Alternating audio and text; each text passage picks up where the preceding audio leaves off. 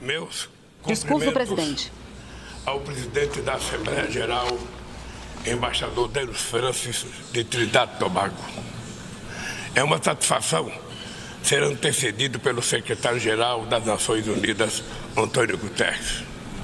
Saúdo cada um dos chefes de Estado, de governo e delegadas e delegados aqui presentes. Presto minha homenagem ao nosso compatriota Sérgio Vieira de Mello e 21 outros funcionários desta organização, vítimas brutal do atentado em Bagdá há 20 anos atrás. Desejo igualmente expressar minhas condolências às vítimas do terremoto no Marrocos e das tempestades que atingiram a Líbia. A exemplo do que ocorreu recentemente no estado do Rio Grande do Sul, no meu país, estas tragédias ceifam vidas e causam perdas irreparáveis. Nossos pensamentos de orações estão com todas as vítimas e seus familiares.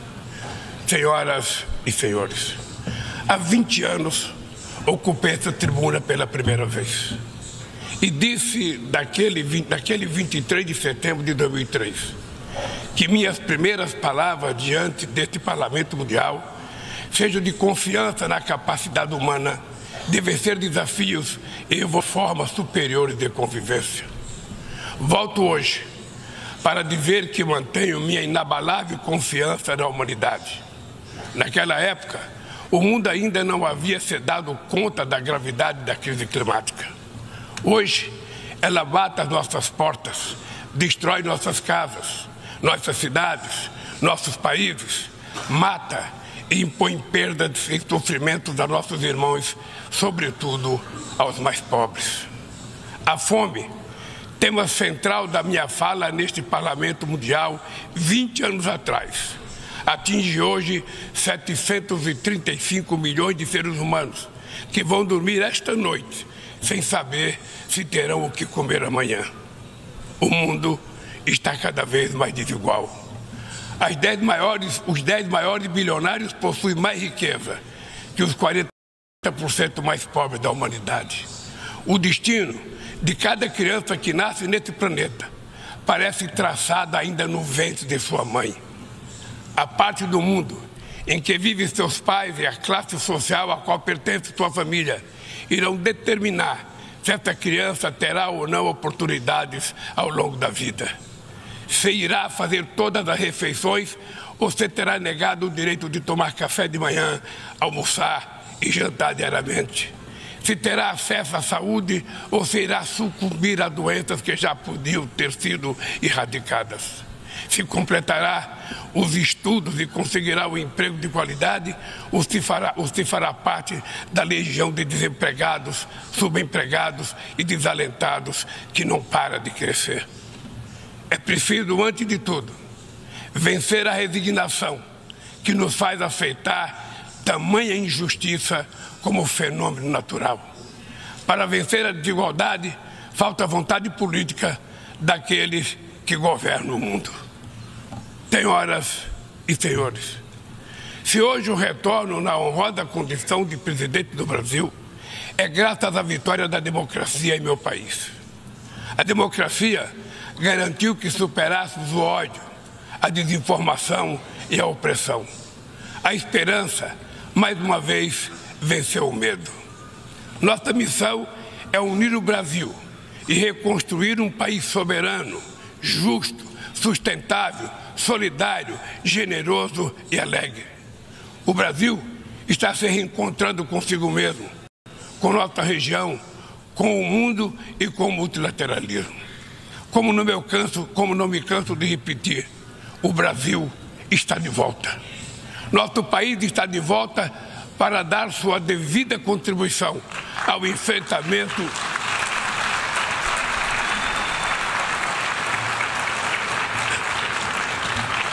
Nosso país está de volta para dar a sua devida contribuição ao enfrentamento dos principais desafios globais. Resgatamos o universalismo da nossa política externa, marcada por diálogo respeitoso com todos. A comunidade internacional está mergulhada em um turbilhão de crises múltiplas e simultâneas. A pandemia da Covid-19, crise climática e a insegurança alimentar e energética ampliada por crescentes tensões geopolíticas. O racismo, a intolerância e a xenofobia se alastram, ativadas por novas tecnologias criadas supostamente para nos aproximar. Se tivéssemos que resumir em uma única palavra este desafio, ela seria desigualdade. A desigualdade está na raiz desses fenômenos ou atua para agravá-los.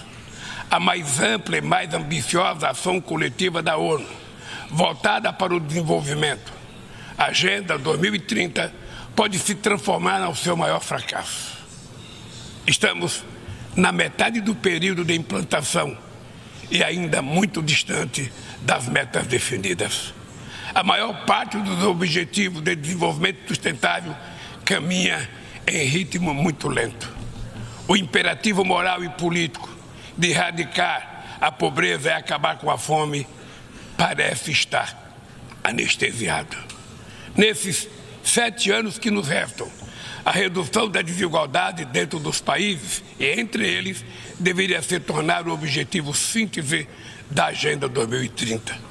Reduzir as desigualdades dentro dos países requer incluir os pobres nos orçamentos nacionais e fazer os ricos pagar impostos proporcionais ao seu patrimônio. No Brasil, estamos comprometidos a implementar todos os 17 Objetivos de Desenvolvimento Sustentável de maneira integrada e indivisível. Queremos alcançar a igualdade racial na sociedade brasileira por meio de um 18º objetivo que adotaremos voluntariamente.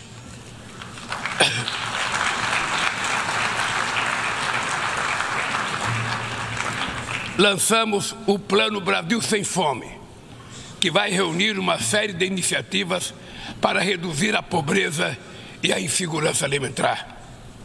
Entre elas está o Bolsa Família, que se tornou referência mundial em programa de transferência de renda para famílias que mantêm suas crianças vacinadas e na escola. Inspirados na brasileira Berta Lutz, pioneira na defesa da igualdade de gênero na Carta da ONU, aprovamos a lei que torna obrigatória a igualdade salarial entre mulheres e homens no exercício da mesma função.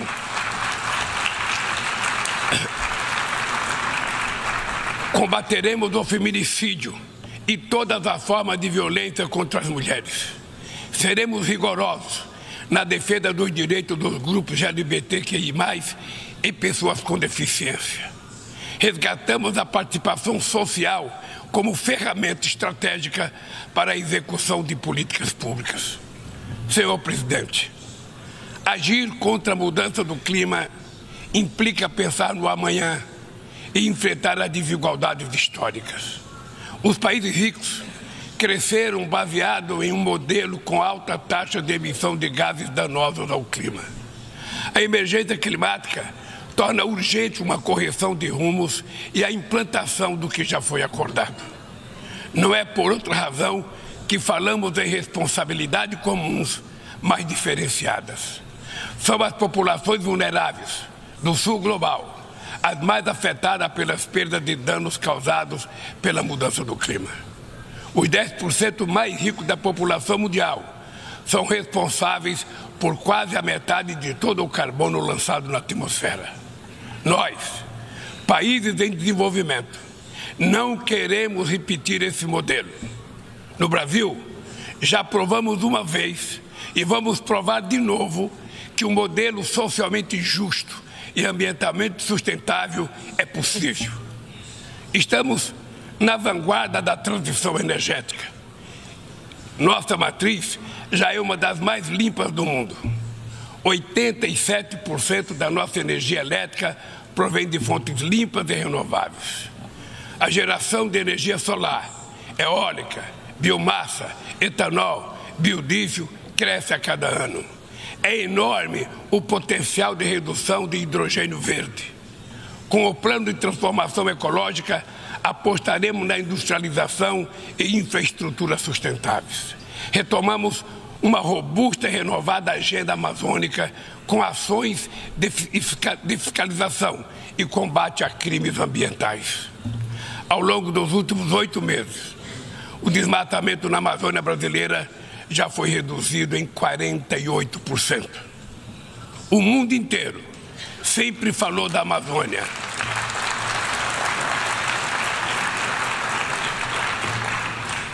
O mundo inteiro sempre falou da Amazônia. Agora é a Amazônia que está falando por si mesma. Sediamos há um mês a cúpula de Belém no coração da Amazônia e lançamos uma nova agenda de colaboração entre os países que fazem parte daquele bioma. Somos 50 milhões de sul-americanos, amazônidas, cujo futuro depende da ação decisiva e coordenada dos países que detêm soberania sobre os territórios da região. Também aprofundamos o diálogo com outros países detentores de florestas tropicais da África e da Ásia. Queremos chegar à COP28 em Dubai com uma visão conjunta que reflita sem qualquer tutela as prioridades de preservação das bacias amazônicas do Congo e do Bornéu-Mekong, a partir das nossas próprias necessidades. Sem mobilização de recursos financeiros e tecnológicos, não há como implementar o que decidimos no Acordo de Paris e no Marco Global da Biodiversidade. A promessa de destinar 100 bilhões de dólares anualmente para os países em desenvolvimento permanece apenas isso, uma longa promessa. Hoje, esse valor seria insuficiente para uma demanda que já chega à casa dos trilhões de dólares. Senhor Presidente, o princípio sobre o qual se assenta o multilateralismo, o da igualdade soberana entre as nações, vem sendo corroído. Nas principais instâncias da governança global, negociações em que todos os países têm voz e voto perderam o fôlego. Quando as instituições reproduzem as desigualdades, elas fazem parte do problema e não da solução. No ano passado, o FMI disponibilizou 160 bilhões de dólares em direitos especiais de saque para países europeus e apenas 34 bilhões para os países africanos. A representação desigual e distorcida na direção do FMI e do Banco Mundial é inaceitável. Não corrigimos os excessos da desregulação dos mercados e da apologia do Estado mínimo. As bases de uma nova governança econômica não foram lançadas. Os BRICS surgiu na esteira desse mobilismo e constitui uma plataforma estratégica para promover a cooperação entre países emergentes.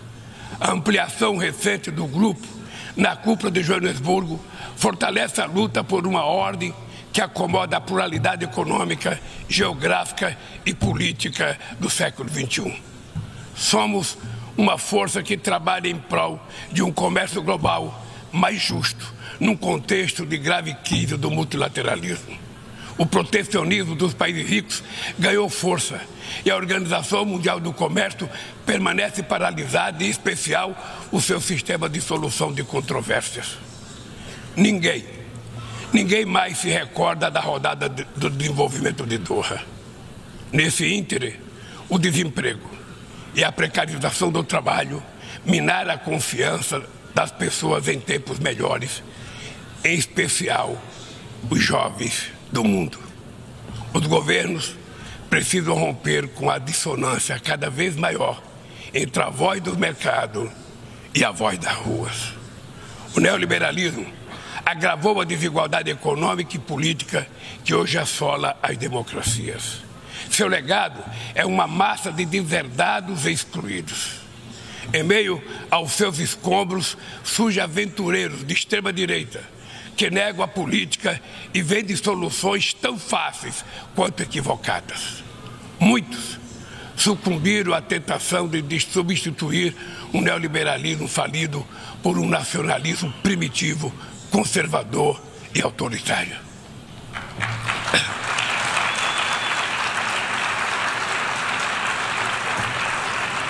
Repudiamos uma agenda que utiliza os imigrantes como bodes expiatório, que corrói o estado de bem-estar e que investe contra o direito dos trabalhadores. Precisamos resgatar as melhores tradições humanistas que inspiraram a criação da ONU. Políticas ativas de inclusão nos planos cultural, educacional e digital são essenciais para a promoção dos valores democráticos e da defesa do Estado de Direito. É fundamental preservar a liberdade de imprensa. Um jornalista como Julian Assange não pode ser punido por informar a sociedade de maneira transparente e legítima.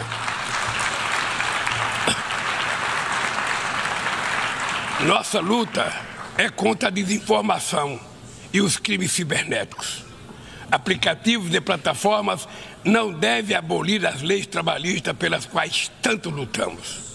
Ao assumir a presidência do G20 em dezembro próximo, não mediremos esforços para colocar no centro da agenda internacional o combate às desigualdades e todas as suas dimensões. Sob o lema Construindo um mundo justo e um planeta sustentável, a presidência brasileira vai articular inclusão social e combate à fome, desenvolvimento sustentável e reforma das instituições de governança global. Senhor presidente, não haverá sustentabilidade nem prosperidade sem paz. Os conflitos armados são uma afronta à racionalidade humana. Conhecemos os horrores e os sofrimentos produzidos por todas as guerras.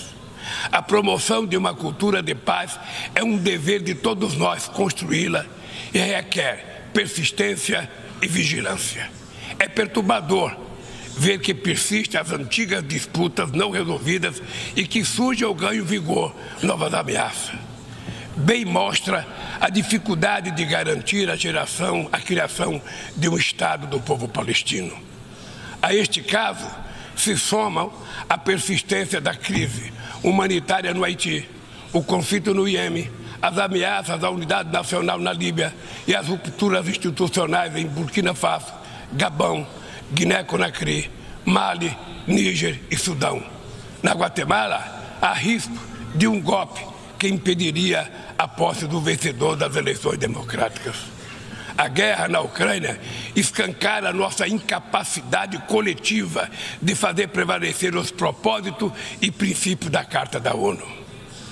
Não subestimamos as dificuldades para alcançar a paz, mas nenhuma solução será duradoura se não for baseada no diálogo. Tenho reiterado que é preciso trabalhar para criar espaço para negociações. Investe-se muito em armamentos e pouco em desenvolvimento. No ano passado, os gastos militares somaram mais de 2,224 bilhões de dólares. As despesas com armas nucleares chegaram a 83 bilhões de dólares, valor 20 vezes superior ao orçamento regular da ONU. Estabilidade e segurança não serão alcançadas onde há exclusão social e desigualdade. A ONU nasceu para ser a casa do entendimento e do diálogo. A comunidade internacional precisa escolher. De um lado está a ampliação dos conflitos, o aprofundamento das desigualdades e a erosão do Estado de Direito. Do outro, a renovação das instituições multilaterais dedicadas à promoção da paz. As sanções unilaterais causam grande prejuízo à população dos países afetados. Além de não alcançarem seus alegados objetivos, dificultam os processos de mediação, prevenção e resolução pacífica de conflitos. O Brasil seguirá denunciando medidas tomadas sem amparo na Carta da ONU, como o embargo econômico e financeiro imposto a Cuba e a tentativa de classificar esse país como Estado patrocinador do terrorismo.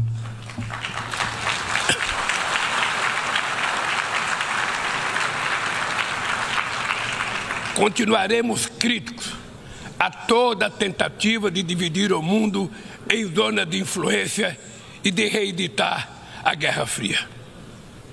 O Conselho de Segurança da ONU vem perdendo progressivamente a sua credibilidade.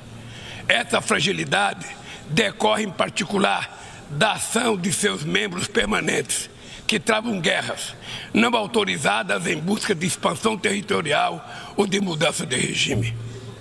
Esta paralisia é a prova mais eloquente da necessidade e urgência de reformá-lo, conferindo-lhe maior representatividade e eficácia. Senhoras e senhores, a desigualdade precisa inspirar indignação. Indignação com a fome, a pobreza, a guerra, o desrespeito ao ser humano. Somente movidos pela força da indignação, poderemos agir com vontade e determinação para vencer a desigualdade e transformar efetivamente o mundo ao nosso redor. A ONU precisa cumprir seu papel de construtora de um mundo mais justo, solidário e fraterno. Mas só o fará se seus membros tiverem a coragem de proclamar sua indignação com a desigualdade e trabalhar incansavelmente para superá-la. Eu quero dizer muito obrigado a todos vocês.